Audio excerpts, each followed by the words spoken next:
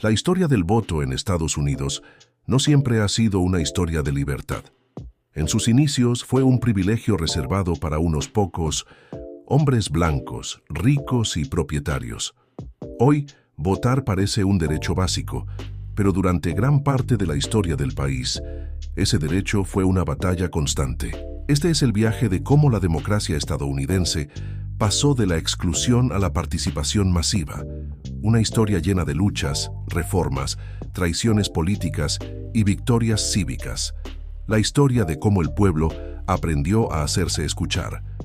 A finales del siglo XVIII, la recién fundada nación estadounidense celebraba sus primeras elecciones presidenciales. Era el año 1792. George Washington buscaba la reelección, y aunque los libros de historia celebran aquel momento como el nacimiento de la democracia moderna, la realidad era otra. De los casi 4 millones de habitantes del país, solo el 6.3% podía votar. No se trataba de ciudadanos comunes, sino de una élite muy específica. Hombres blancos, propietarios de tierras y, en algunos estados, miembros de iglesias protestantes.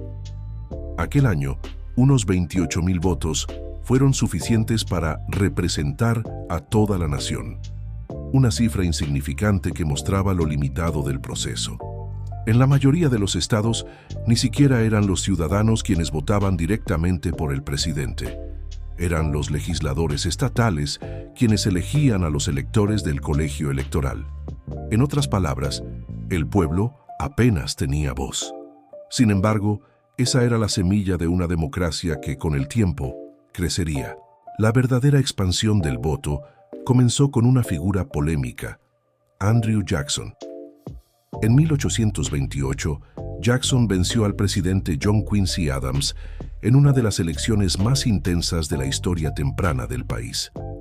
Fue también la primera vez que más del 50% de los votantes elegibles participaron.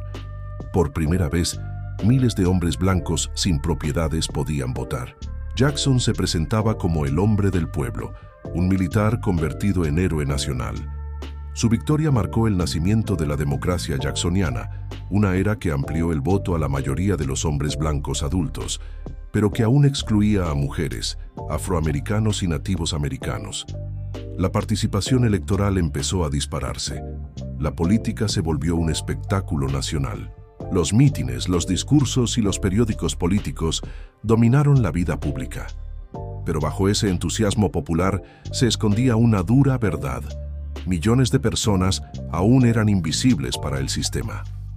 Entre 1840 y 1890, Estados Unidos vivió una de las etapas más apasionadas de su historia política.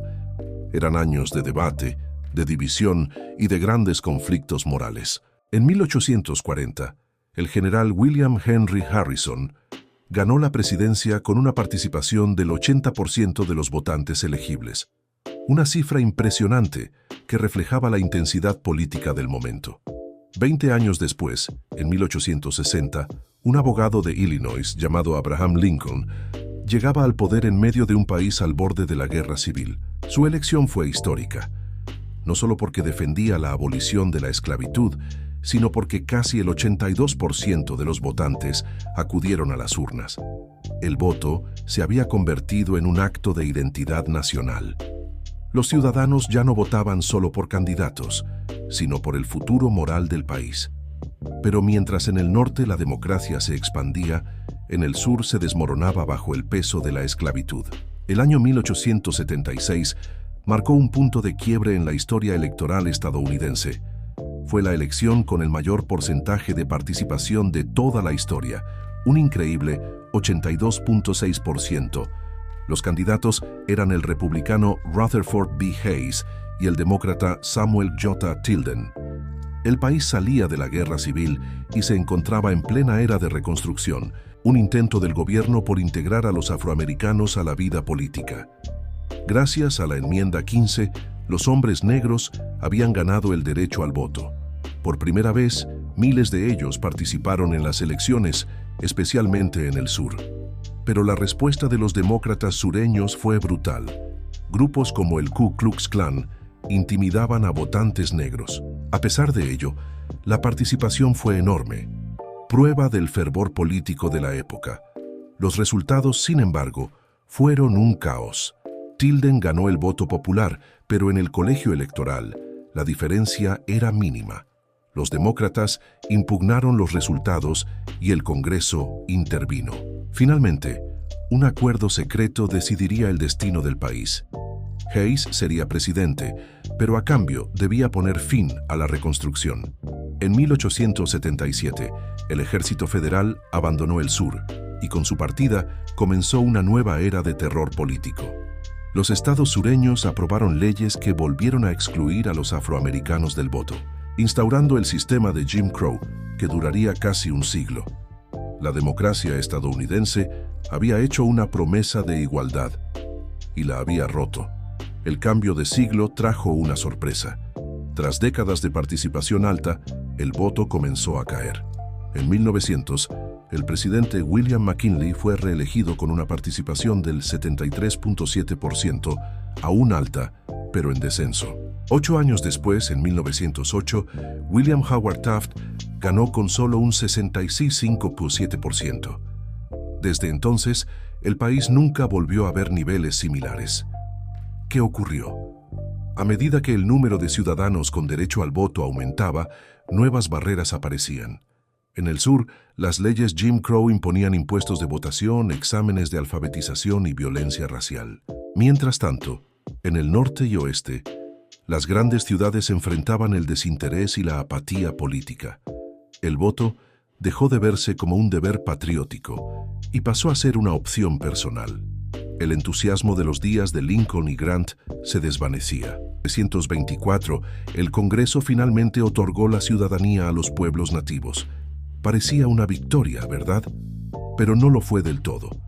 Muchos estados, usando excusas y trampas legales, les negaron el derecho a votar. No fue hasta las décadas de 1940 y 1950, gracias a la presión de valientes activistas y jueces federales, que los nativos americanos comenzaron a ejercer su voto libremente. Pero la lucha más grande apenas comenzaba. Durante décadas, la brutal segregación racial mantuvo a millones de afroamericanos completamente fuera del sistema político. El miedo, la violencia constante y las leyes injustas los alejaban de las urnas. Eran ciudadanos en papel, pero no en la práctica. Sin embargo, en los años 60, una ola de cambio imparable sacudió al país. Las marchas por los derechos civiles, los discursos que resonaron en todo el mundo y, lamentablemente, la sangre derramada por la justicia transformaron la nación para siempre. En 1965, después de las históricas marchas de Selma a Montgomery, lideradas por Martin Luther King Jr., el presidente Lyndon B. Johnson firmó la Ley de Derechos de Voto. Fue un momento monumental. Por primera vez, el gobierno federal garantizaba que nadie, absolutamente nadie, podría ser privado del voto por motivos de raza. Fue como un segundo nacimiento para la democracia estadounidense. Con la nueva ley en vigor, millones de ciudadanos afroamericanos finalmente pudieron registrarse para votar. La participación en el sur del país, históricamente baja, comenzó a crecer de forma espectacular. La elección de 1964 entre Lyndon Johnson y Barry Goldwater fue el inicio de esta nueva era de voto masivo. Poco después, en 1971, llegó otro cambio fundamental. En medio de la controvertida guerra de Vietnam, una frase se hizo eco en todo el país. Si eres lo suficientemente mayor para ir a la guerra, eres lo suficientemente mayor para votar. El clamor fue tan fuerte que se aprobó la enmienda 26, que bajó la edad mínima para votar de 21 a 18 años. De repente, la juventud estadounidense entraba de lleno en la arena política, trayendo consigo un aire fresco de cambio y nuevas ideas. Pero, como suele pasar en la historia, el entusiasmo no duró para siempre.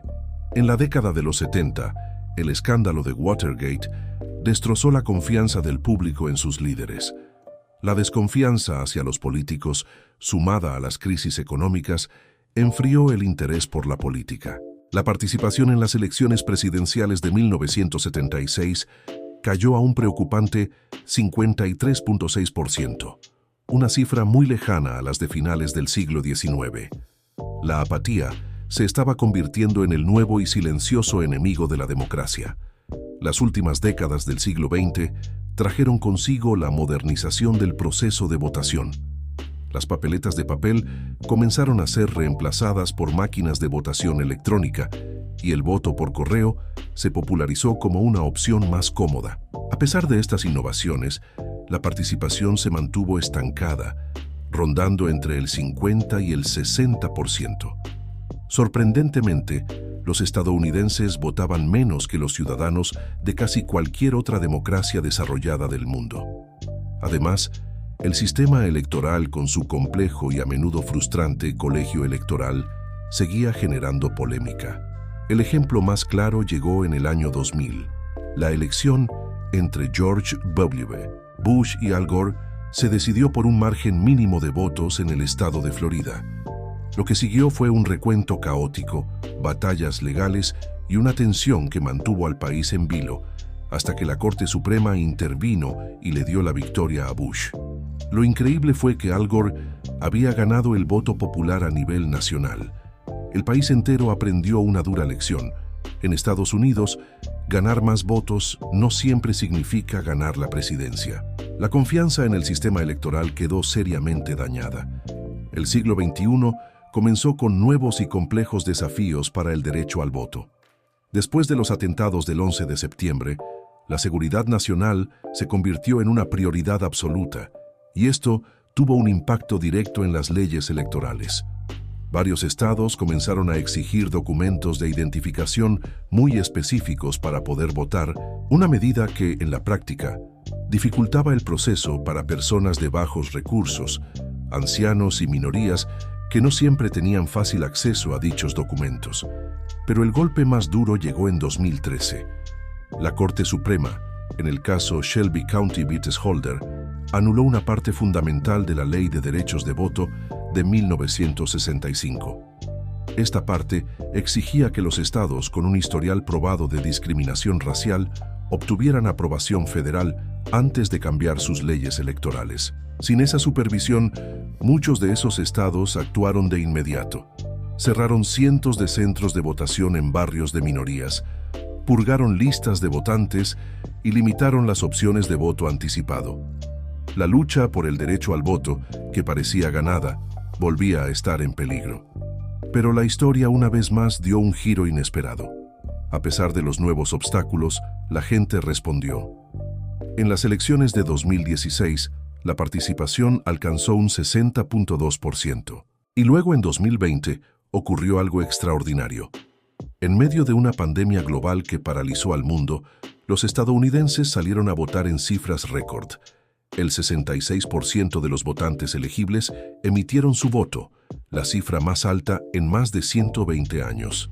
Más de 159 millones de personas votaron, ya fuera en persona, por correo o de forma anticipada. El voto se había digitalizado y masificado como nunca antes. Lo que comenzó en 1792, con un pequeño grupo de 28,000 hombres blancos con propiedades, se había transformado en un fenómeno masivo que involucraba a millones de ciudadanos de todos los orígenes. Hoy, sin embargo, los desafíos continúan. La desinformación en redes sociales, los intentos de manipulación digital, los ciberataques a los sistemas electorales y el eterno debate sobre la eliminación del colegio electoral siguen muy presentes. El derecho al voto, aunque hoy es más fuerte y amplio que nunca, sigue siendo una batalla en constante evolución. A lo largo de más de 2 siglos, el voto en Estados Unidos ha sido mucho más que un simple acto político. Ha sido una prueba de resistencia, una promesa de igualdad y un espejo de las luchas sociales que han definido al país.